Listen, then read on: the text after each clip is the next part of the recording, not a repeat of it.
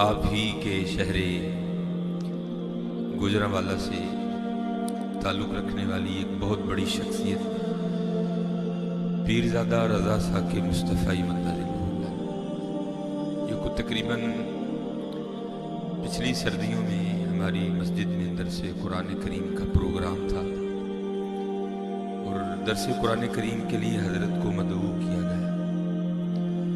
तो आपने बड़ी खूबसूरत बात बयां फरमाई, और क्योंकि हमारा ताल्लुक़ सूफिया से है और बुज़ुर्ग कहते हैं कि जो बात जिससे सुनी है उसी का नाम लेकर बयां करो।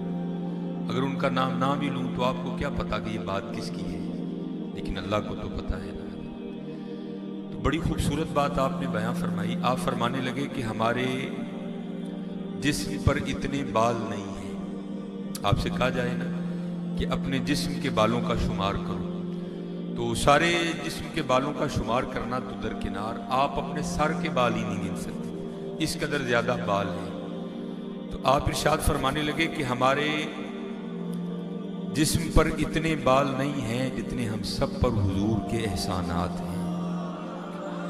होना तो ये चाहिए कि हज़रत जब ज़िक्र मुस्तफ़ा अलैहिस्सलाम की बारी आए तो हम सब कुछ फरामोश करके ज़िक्र मुस्तफ़ा में खो जाएं। हम ज़िक्र मुस्तफ़ा अलैहिस्सलाम में सबको फरामोश कर दें। होना तो ये चाहिए, तकाज़ा तो ये है।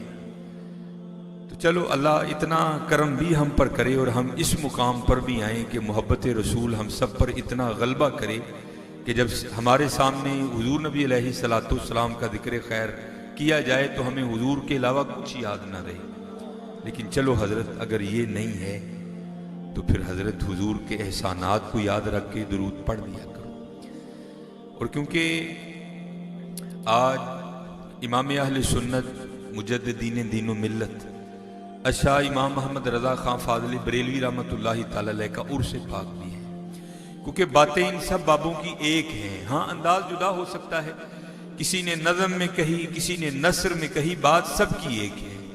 तो आला हजरत क्या लिखते हैं?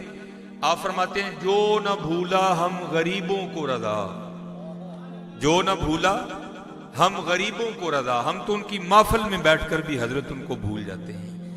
पता नहीं क्या हो गया, हजरत नकीब आपसे तरले डलवा डलवा कर तो हुजूर पे दुरूद पढ़वाते हैं।